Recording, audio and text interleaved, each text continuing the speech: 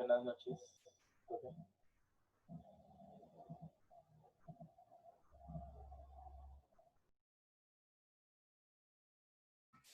Hola Andrés, ¿cómo vas? Muy bien, profe. Qué bueno, ¿cómo va la cosa? ¿Cómo nos fue ayer? Bien, gracias a Dios. Muy bien, ¿cómo son los temas del día de hoy? A mí me toca eh, Ya se lo olvidó. fisiocracia y escuela clásica. Perfecto, fisiocracia, muy bien. Ese es un tremendo tema. Sí, señor. ¿Y escuela qué? ¿Clásica? Sí, señor. Listo. Listo, a ver, le comparto aquí pantalla y vamos mirando.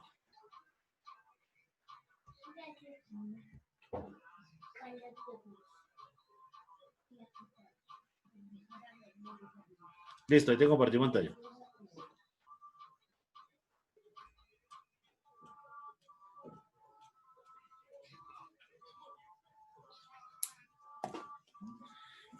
Perfecto. Inicialmente vamos a esperar que llegue la compañera. Si no, entonces hacemos fisiocracia, nos devolvemos un momento mercantilismo y lo empezamos a manejar, ¿vale? Listo, profe. Démosle un par de minutos a ver si se conecta y ya arrancamos.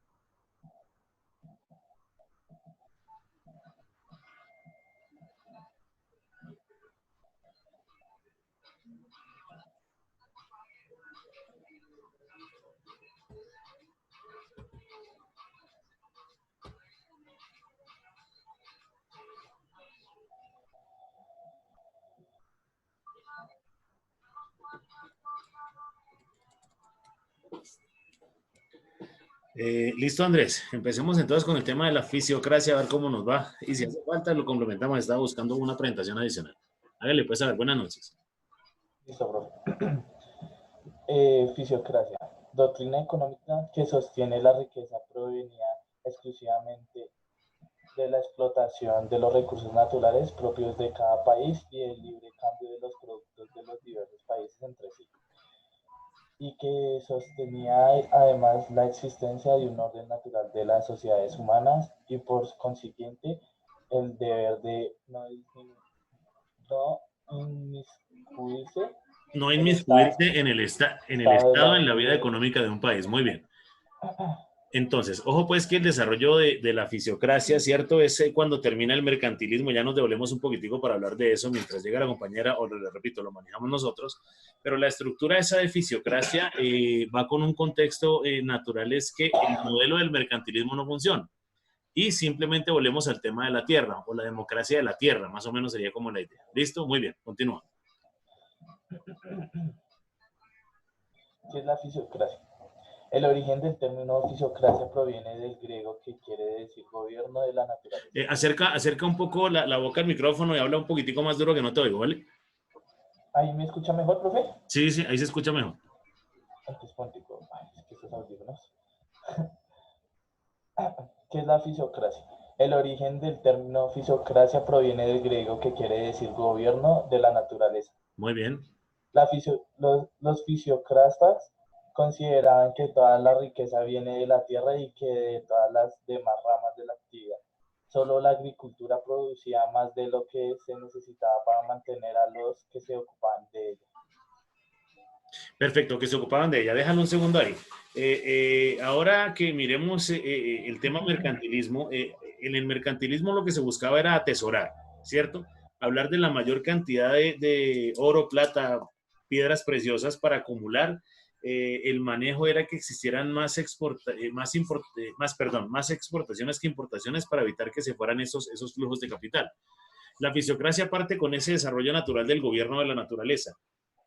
¿Cómo naturalmente yo puedo generar, o la única manera de generar valor o generar riqueza proviene de la tierra? ¿Listo? Entonces el tema es naturalmente ocuparse de todo lo que ocurre con la tierra para un consumo interno, que sería el nuestro, ¿cierto? Y cuando queda un excedente que yo pueda generar comercialización o comercio exterior. ¿Listo? Muy bien. Dale, puedes continuar. Otra definición. La fisiocracia surge como una reacción de tipo intelectual a lo común concepción de la mente intervencionista del pensamiento mercantilista. Perfecto, para un segundo ahí. Vamos a desglosar eso. La fisiocracia surge como la reacción de tipo intelectual a la común concepción de la mente intervencionista, del pensamiento mercantilista. Entonces, ¿qué es lo que pasa? Viene una fusión o un cambio de lo que ocurre con el mercantilismo, que como claramente, bueno, como lo vamos a manejar ahora, porque esa era la primera sustentación para entenderlo todo, era el tema de atesorar, ¿cierto? ¿Qué cree que hay en la bóveda del Banco de la República, Andrés? Oro, oro y efectivo, no sé. Perfecto, encontramos oro, plata, piedras preciosas, encontramos pesos colombianos que se usan para el consumo nacional y también encontramos moneda de pago de deuda externa, como es el dólar y como es los euros, ¿cierto? Los pesos colombianos solo se usan para la transaccionalidad en Colombia, porque nosotros no podemos ir a Estados Unidos pues a pagar en pesos porque no nos lo reciben. De pronto una casa de cambio, ¿cierto? Para con la tasa representativa del mercado, yo pueda generar ese cambio a dólares para poder hacer una comercialización o a euros, que es otra moneda que comúnmente está visto para el tema de la comercialización. Señor. Una pregunta, digamos una deuda externa, digamos Estados Unidos nos prestó, digamos, $5.000, ¿sí? Y en ese Sí. tiempo estaba el dólar a 3.000 y ahorita que está a 4.000, o sea que nosotros deberíamos que devolverle, o sea, devolverle los mismos dólares al que nos Perfecto. prestó o tocaría. Eso es una interesante pregunta. Muy bien, Andrés, porque aquí tenemos que empezar a mirar una característica. Colombia le debe $5.000 a Estados Unidos, aunque ya le explico que no es a Estados Unidos, sino a unas entidades que ya lo manejamos a continuación. Pero si yo le debo $5.000 a Estados Unidos y le he venido pagando, ¿cierto? A mí como colombiano, si la tasa representativa sube de 3.000 a 5.000 me sale más caro. Le sigo debiendo la misma cantidad de dólares, pero conseguirlos me cuesta más trabajo, porque antes el dólar estaba a 3.000 pesos y ahora va a estar a 4.000. Entonces me toca conseguir más pesos para comprar los mismos dólares y pagar en la deuda externa. Entonces, en el momento en que la tasa de representativa del mercado sube, Colombia debe más plata, pero en pesos. ¿Eso es claro? Sí, señor. Entonces, por eso es bien complejo que el dólar suba mucho o baje mucho. Si baja mucho, le conviene a Colombia con el tema de préstamos, pero se ven afectados, como veíamos anteriormente, el tema de los importadores o exportadores, dependiendo si sube o baja la tasa representativa del mercado.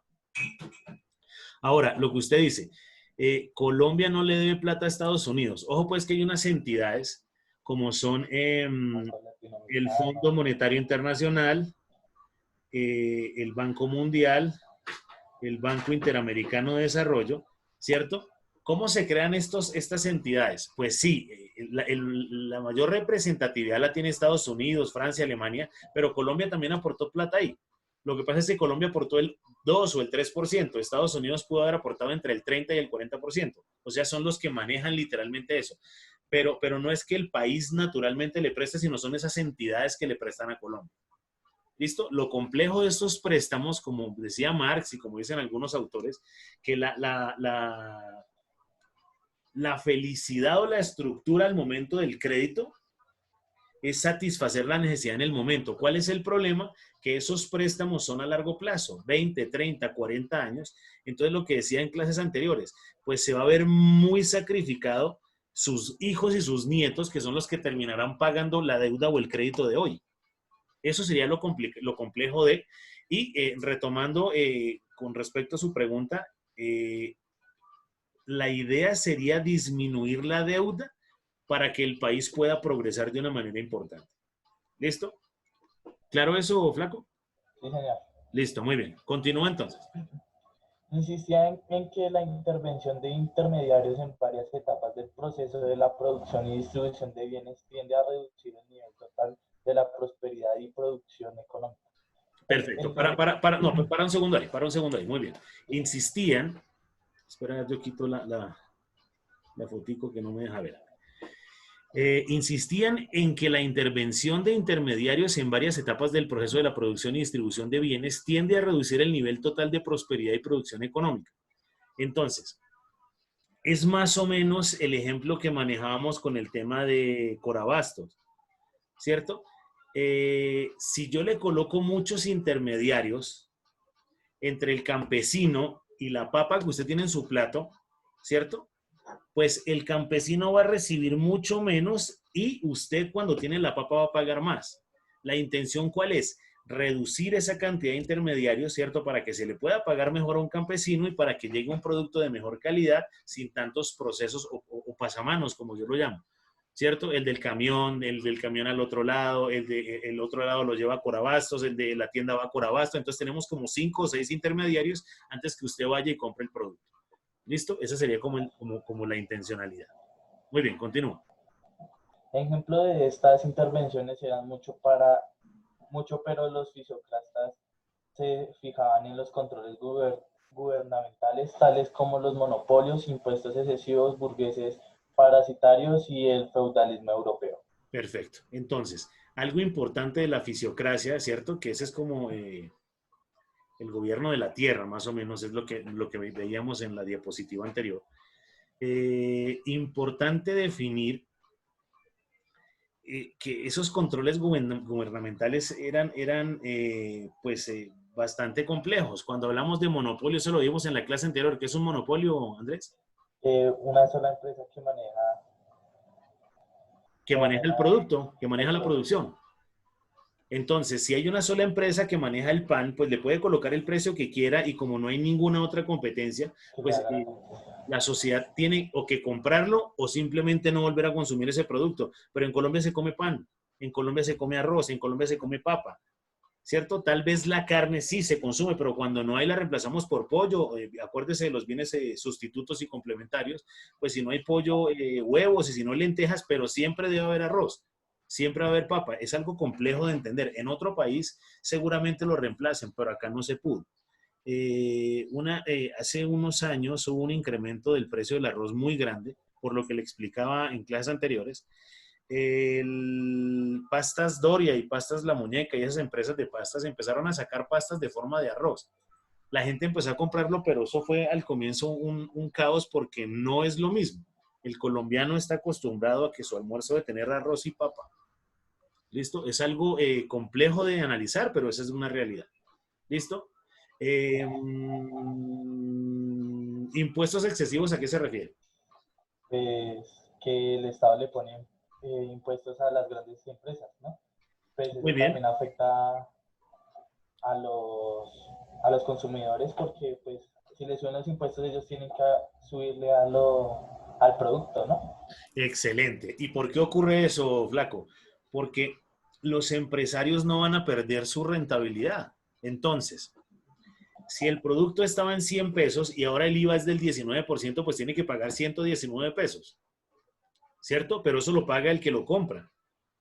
Pero si yo sigo pagando los mismos 100 pesos, el empresario no va a asumir ese 19% porque pierde rentabilidad. Entonces, los impuestos al final terminan cargándose, aunque la fórmula económica implica, ¿cierto? Que si sube mucho de precio, a ver, lo explico de una mejor manera.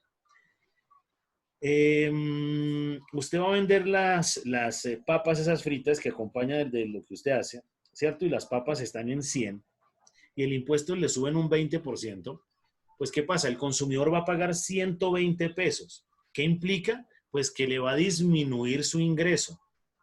Entonces prefiere no comprar papas, compra otro producto, ¿cierto? Forzando a que el productor de papa o el gobierno disminuyan el precio, disminuyan el impuesto. ¿Listo? Esa sería como la idea. Pero es una manera de mantener presión estructural sobre el consumo y sobre la inflación. Después hablamos de burgueses parasitarios. ¿Eso qué implica?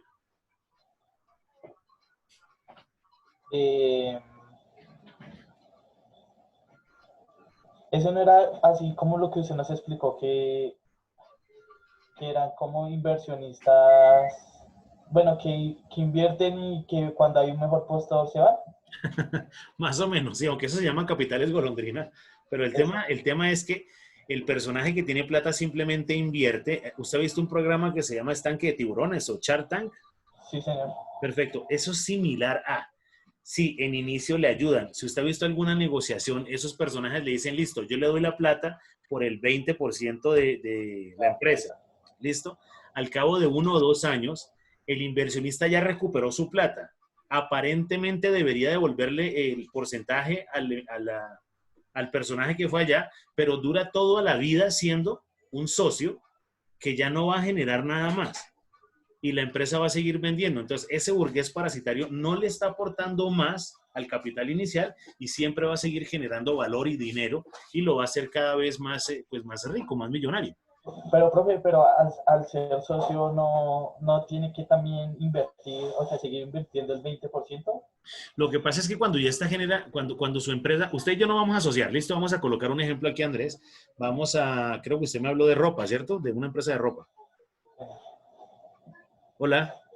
Sí, sí, señor, sí. Sí, listo. Entonces, usted me dice, hombre, mi proyecto, Alejandro, es consigamos 100 millones de pesos. ¿Listo? Entonces usted me dice, yo tengo 40 y le digo, listo, yo le voy a colocar 60 millones y vamos 50 y 50 en el porcentaje de empresa. ¿Listo? Y yo le doy ese capital inicial, pero usted se encarga de comprar, de comercializar, de vender, de lo que sea. Cuando la empresa ya genera utilidad, usted ya no necesita pedir dinero, porque la empresa ya lo produce. Entonces, en el siguiente año la empresa va a generar utilidades por 600 millones de pesos, entonces ya no se requiere el aporte más de socios, sino la empresa ya tiene el capital para empezar a moverse sola. ¿Qué es lo que pasa? Al final del periodo o al final de cada año, se hace una distribución de utilidades. Entonces, ¿qué pasa? El que está trabajando permanentemente es usted y yo estoy simplemente como un burgués parásito esperando que usted simplemente me genere la rentabilidad de mi dinero. Va a llegar un momento donde cada año usted me dé la plata hasta que ya me dé los 60 millones de pesos, pero yo sigo siendo socio. Aquí lo que tocaría generar es que usted como socio me diga, bueno, Alejandro, también hay que trabajar, ¿cierto? También hay que buscar nuevos mercados y si es de la mano, ahí sí vale la pena esa inversión. ¿Listo? Esa sería como la estructura. Y el feudalismo europeo es lo que ya desarrollamos anteriormente sobre el tema feudalismo. Hola, Sabrina.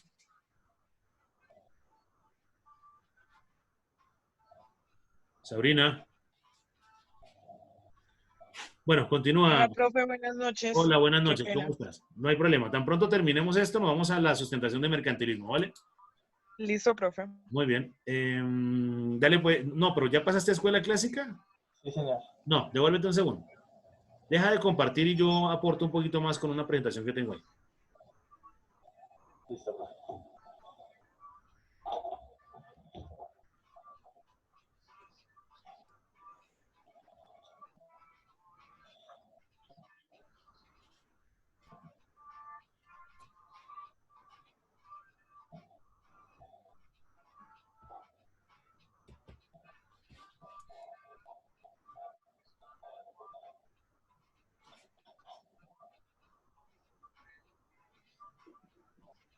Entonces, nace como la respuesta al mercantilismo y su ideología, que ya lo vamos a ver a continuación con Sabrina, ¿cierto?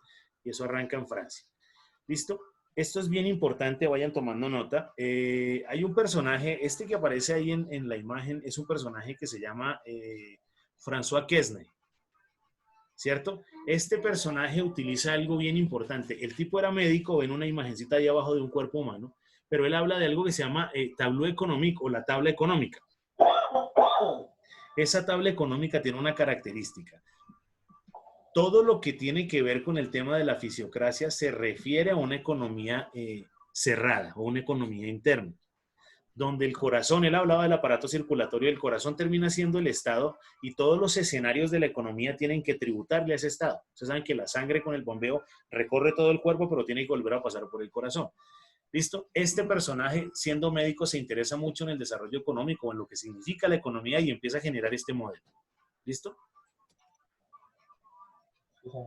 Entonces, aquí es importante que empecemos a identificar las clases sociales que ocurrían en el tema de la fisiocracia, donde hablamos de agricultores, que es la clase productiva, los terratenientes, que es la clase distributiva, y el sector secundario terciario, que Kesney lo llamaba como si fuera estéril. Esos personajes que no utilizaban la tierra como factor de producción, si eran los que hacían las telas o la ropa, los que hacían las vasijas, ¿cierto? Para cocinar o para almacenar. Entonces, estos personajes también debían tributarle al Estado. ¿Listo? Lo llamaban estéril porque no salía de un factor de producción como la tierra. ¿Listo? Entonces, una de las premisas, como decía ahora Andrés, es la no intervención del Estado. Pero hay personajes dentro de la fisiocracia, como lo hemos visto con Adam Smith, David Ricardo. Ahorita que lleguemos a la teoría clásica, vamos a ver un poco más estos personajes. Empezamos a identificar la no intervención del Estado, y eso lo veíamos anteriormente, que el Estado se dedique simplemente a vías, a colegios, a, bueno, infinidad de cosas que no tengan que ver con el desarrollo económico. ¿Listo? Entonces, aquí habla de ideas fundamentales y habla que la productividad es exclusiva de la agricultura y habla de una ley natural.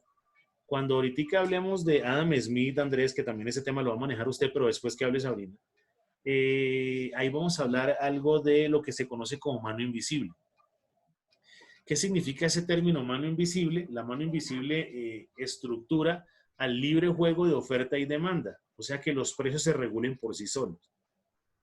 Como tenemos una idea de propiedad privada, como tenemos una libertad de creación de empresa, ¿cierto? El gobierno no puede decirle a una empresa privada, hey, el precio lo voy a fijar en tanto, porque no es posible de acuerdo a la Constitución Nacional. Usted vende el producto al precio que quiere. Ahora, si le sube mucho, pues la gente no lo compra, pero usted puede colocarle el precio que quiera, que eso sería la ley natural. ¿Claro está ahí? Sí, señor. Muy bien. Entonces, lo que decía anteriormente, un principio es la propiedad privada, ¿cierto? El otro, el cuestionamiento del comercio exterior mercantilista. Entonces, ¿cuál es la intención? Antes, que lo va a hablar Sabrina a continuación, el mercantilismo habla de comercio exterior simplemente para atesorar dinero. Ese sería ese contexto. ¿Qué se busca? Pues que lo que sobre del consumo natural lo pueda exportar para beneficio del tema social o de la sociedad. ¿Listo? Es importante que tengan en cuenta esto, que es el liberalismo económico. Eso es un desarrollo francés que habla del laissez-faire, que es el dejar hacer y el dejar pasar. ¿Qué significa? Eso es muy similar a lo que hablábamos con el tema de la oferta y la demanda. Deje que el producto extranjero llegue y le ayude al desarrollo del consumidor. Lo que pasa es que aquí tenemos que mirarlo desde la estructura micro y macroeconómica. Para el consumidor, o sea, para nosotros como consumidores, sería muy benéfico que existiera tratados de libre comercio con cualquier parte del mundo. Estoy hablando del consumidor, no estoy hablando de empresas, porque llegan muchos productos y tienen que empezar a competir con precio y con calidad, y eso nos beneficia como consumidores. Pero eso afecta a la economía nacional porque agrede a las empresas colombianas. Eso también hay que tenerlo en cuenta. Entonces tomen nota de eso.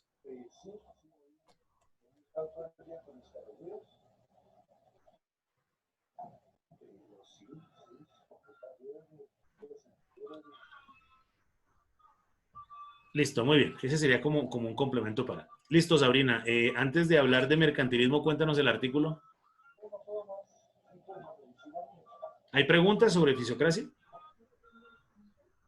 No, señor. Listo, muy bien. Bueno, profe, yo hice el artículo sobre, pusieron aranceles para la Unión Europea con las papas fritas.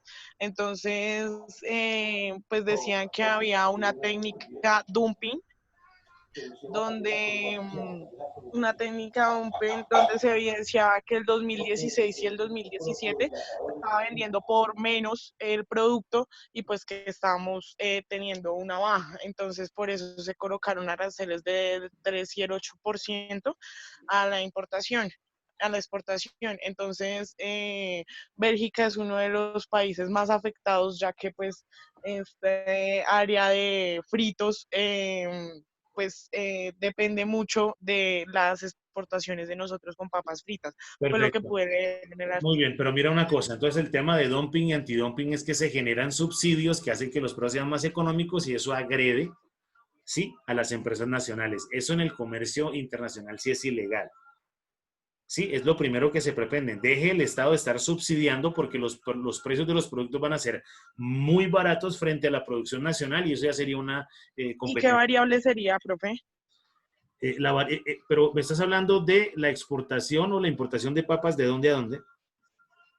De la Unión Europea. Es un trato como con la Unión Europea. Pero con Estados Unidos o con Colombia. Con Colombia, con Colombia. Perfecto. Entonces, ¿qué es lo que pasa? Hagamos un ejercicio numérico rápido. El productor de papa nos vende la libra en 1.000 pesos, ¿cierto? Sector primario. El sector secundario es que yo no sé si Papas Margarita sea nacional, creo que sí. Papas Margarita coge esas papas, ¿cierto? Las procesa, entonces las lava, las organiza, las pela, después las pica, después las frita inicialmente, no mucho porque es un precocimiento, inclusive ni siquiera las frita, las colocas en agua caliente para que queden precocidas, ¿cierto? Y después le agrega algunos químicos, la mete en una bolsa y la empaca, ¿listo? Ese otro proceso, eh, hablemos de la misma libra, vale otros 1.000. ¿Listo? O sea, todo el proceso desde el campesino hasta el costo de producción va en 2.000. Papas Margarita quiere ganarse otros 1.000 pesos, ¿cierto? Entonces la va a vender en 3.000 y genera la exportación. ¿Qué es lo que pasa? Cuando se genera dumping, el gobierno le dice a Papas Margarita, yo le voy a regalar 1.000 pesos. ¿Qué hace Papas Margarita? Pues no las va a vender en Perdón, 3.000. profe, pero ¿cuál sería la variable entonces? Por eso, la variable sería el dumping o antidumping que coloca el gobierno colombiano o el gobierno de Países Bajos a la producción, a la exportación de papa. Eso sería. Ok, entiendo, ¿Listo? profe. Es de lo que trata el artículo. O sea, la Lo que hace variable es el dumping y antidumping. perfecto, el dumping, o sea, dumping cuando el gobierno le da antidumping, cuando genera un impuesto a lo que viene. Entonces, ¿qué es lo que ocurre ahí? Esa variable sería el dumping que le coloca el gobierno a los campesinos colombianos o a los productores colombianos para la exportación de papa.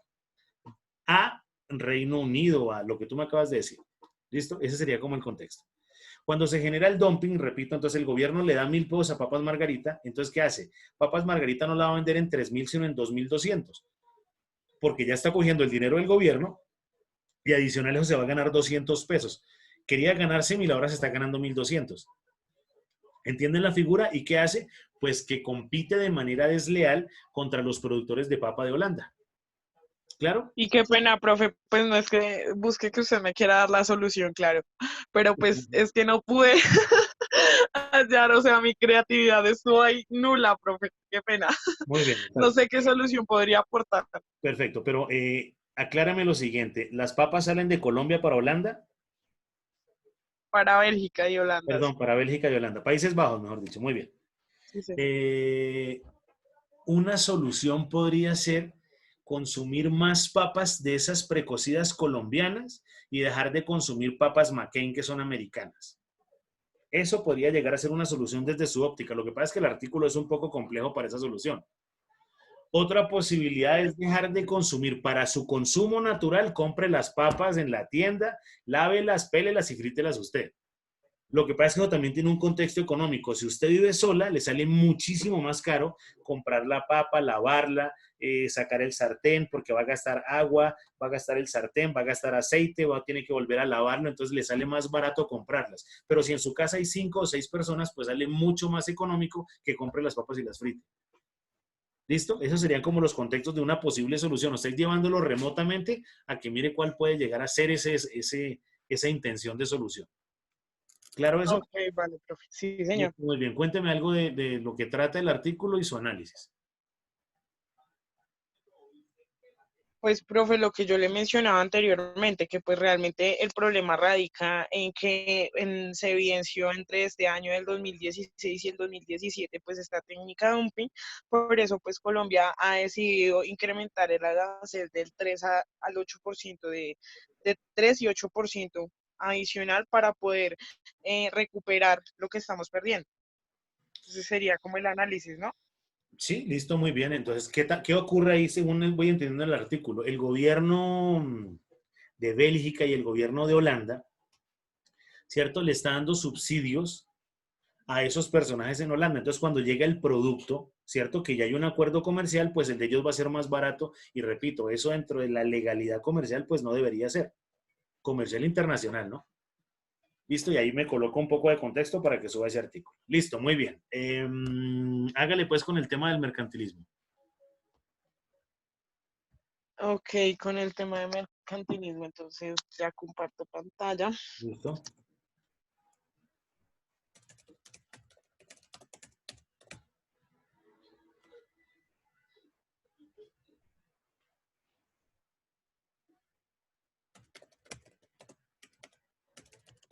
Listo. Bueno, ¿se puede ver ahí o es mejor como estaba? Es que estoy desde el teléfono, profe, y mis recursos realmente son un poco escasos. Sí, ahí se ve bien. Listo. Entonces, pues el primer tema era el mercantilismo y es un sistema político económico que se basa en la idea de que los países son más ricos si oro, plata, piedras preciosas. Se dio en Europa a principios del siglo XVI Muy bien. y 16 y fue, 17. la creencia pues era mantener lo principal, lo que acabé de mencionar, el oro, la plata y los metales preciosos. Listo, para un segundo ahí. Andrés, mire lo que pasaba con el tema de la fisiocracia. El mercantilismo naturalmente no veía en la tierra, ¿cierto? Los factores de producción, sino lo veía en el atesoramiento de oro, plata, platino, las piedras preciosas, ¿cierto? Inclusive se colocaban unas barreras a sacar esos recursos. ¿Cierto? Yo podía exportar cualquier otra cosa excepto lo que fuera oro y plata, porque eso tenía que atesorarlo y eso generaba un valor. La tierra, como usted lo explicaba en el tema de la fisiocracia, generaba pues un concepto diferente como aporte de valor, aporte de producción de capital. Muy bien, dale pues, Sabrina.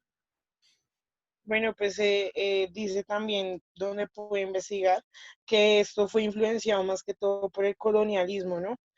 Fue como el inicio de todo. En la mano y obra barata que los países invasores pudieron obtener de ellas, el mercantilismo reforzó la idea de la acumulación de riqueza. Muy Entonces, bien. pues al llegar a colonizar, tenían más opción de mano obra barata y acumular riquezas.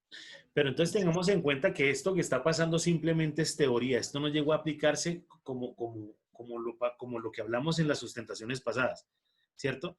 Que ya no son sistemas económicos y políticos, sino termina siendo ese desarrollo de teoría. Devuelve una diapositiva un segundo, por favor.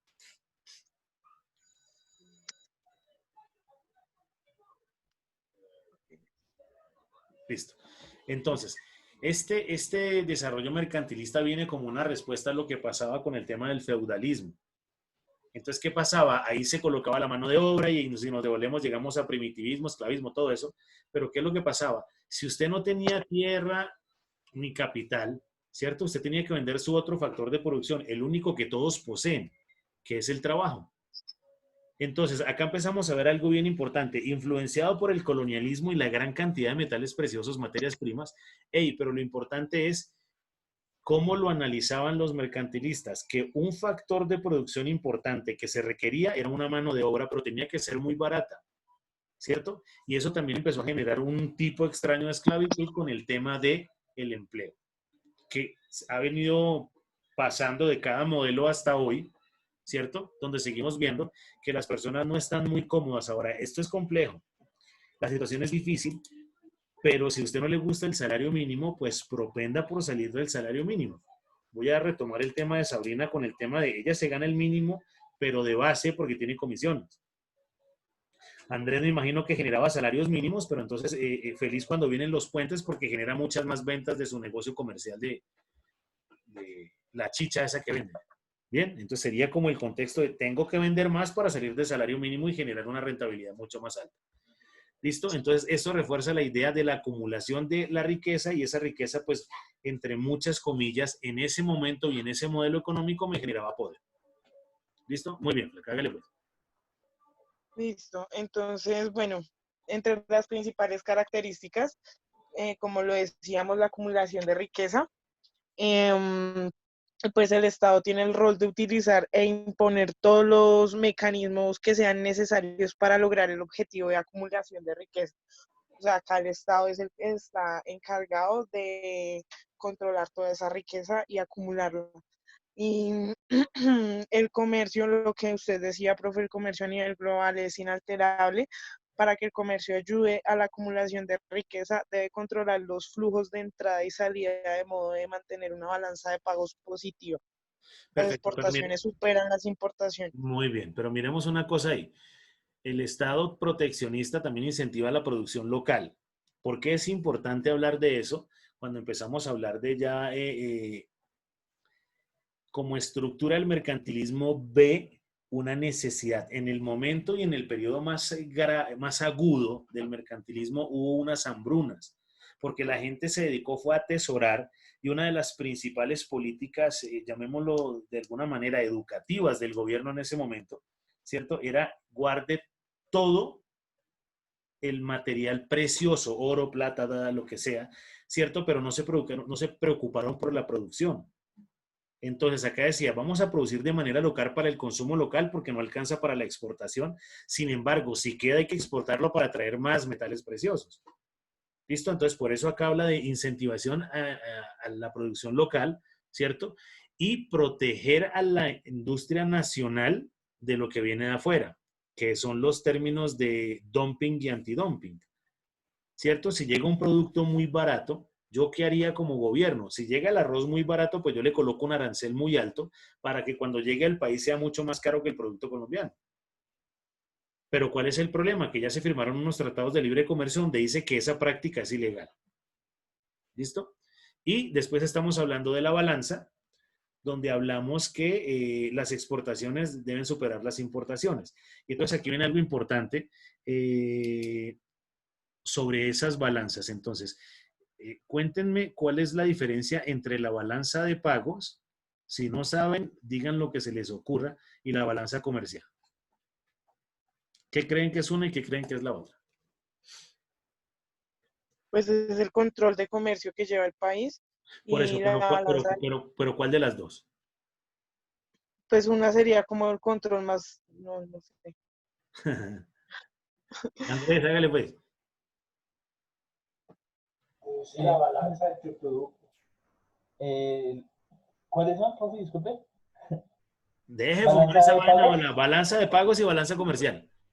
pero la balanza comercial es la que regula los precios, ¿sí? Bien, muy bien. ¿Y la comercial? La que regula, uy, no sé, Los productos, está bien, los los productos. productos. Sí, muy bien. Entonces, ojo pues que Entonces yo sí estaba bien. bien, pero aquí hay una característica un poco compleja. La balanza comercial puede llegar a ser positiva o superavitaria en la comercial, pero puede ser deficitaria o negativa en la balanza de pagos cuando estamos hablando de lo mismo. ¿Y eso por qué ocurre? Por algo que se llama tasa representativa del mercado, que fue la pregunta estructural que usted me hizo al comienzo de la clase, Andrés. ¿Listo? Repita la pregunta para colocar en contexto, Sabrina.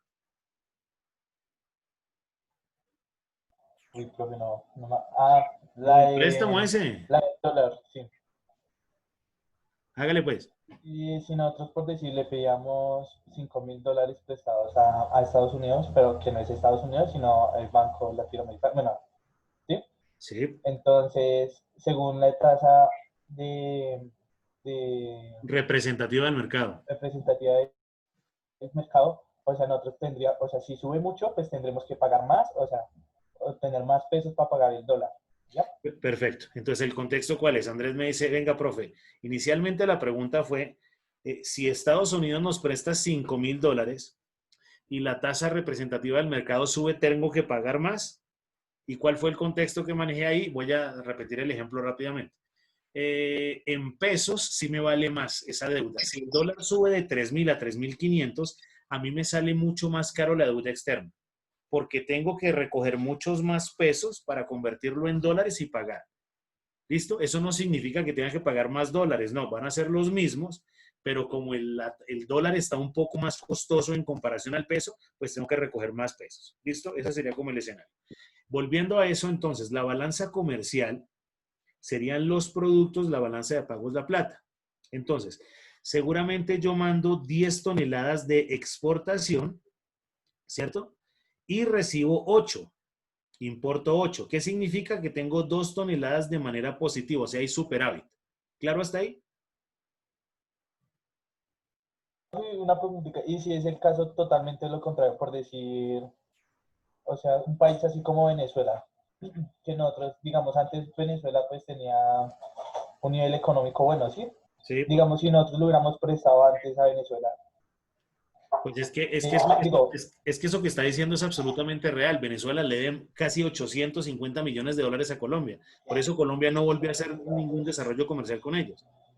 Mire, otra buena pregunta, viejo, está volando hoy.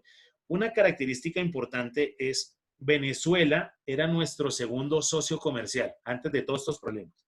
Y es muy importante la economía venezolana para Colombia y muy importante la economía colombiana para Venezuela, porque somos vecinos. El problema es que se volvió un vecino cansón, un vecino ruidoso, un vecino aburridor y un vecino, entre comillas, pobre. Y no me refiero pobre a recursos naturales, sino me refiero pobre en talento humano, en empresas, en gobernantes, ¿cierto? En inflación, que eso nos genera un impacto bien fuerte. Entonces, ¿qué es lo que pasa? A Estados Unidos le ocurre siendo una potencia. Estados Unidos compra el 70% de lo que produce. Entonces, Estados Unidos siempre tiene una balanza comercial negativa. Sin embargo, Estados Unidos es una economía demasiado poderosa. Produce muchísimo. Estados Unidos termina inclusive regalándole plata a las demás economías. Por eso Colombia es feliz con el tema, antes se llamaba Plan Colombia, que era dinero que le daba a Estados Unidos para combatir el narcotráfico y los cultivos ilícitos. Ahora se llama Paz Colombia, que es el poconón de plata que el gobierno dijo que le iba a regalar a los guerrilleros para darles casas y unos salarios. Pero ese dinero llega a Colombia. Las dos balanzas, si son muy diversas, si es muy negativa, pues termina siendo negativo para la economía. ¿Listo?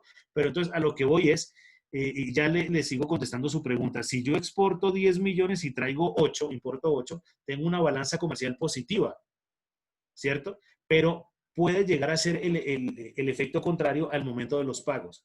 Si la tasa representativa del mercado disminuye mucho, o sea, para que lo entiendan, el precio del barril de petróleo disminuye, yo sigo mandando la misma cantidad de petróleo. En la balanza comercial es positiva, pero al momento del pago estoy recibiendo menos plata, ¿cierto? Por la exportación y me está costando más plata lo que yo estoy importando. Entonces, con el mismo escenario comercial, yo puedo tener una variabilidad de la balanza de pagos y de la balanza comercial. ¿Eso quedó claro? Si no, lo repetimos cuando se acabe esta sesión y arranque la otra. ¿Claro, Sabrina? ¿Claro, Andrés? Sí, sí, señor. sí, señor. Perfecto. Entonces debemos tenerlo en cuenta para cuando empiecen a hacer sus sustentaciones, cuando ya estén en cuarto o quinto semestre y nos encontremos en economía, en macroeconomía o en exportaciones, vamos a ver este tipo de desarrollos para que entiendan cuál sería ese contexto que me ayude a ese crecimiento económico, tanto en balanza de pagos como en balanza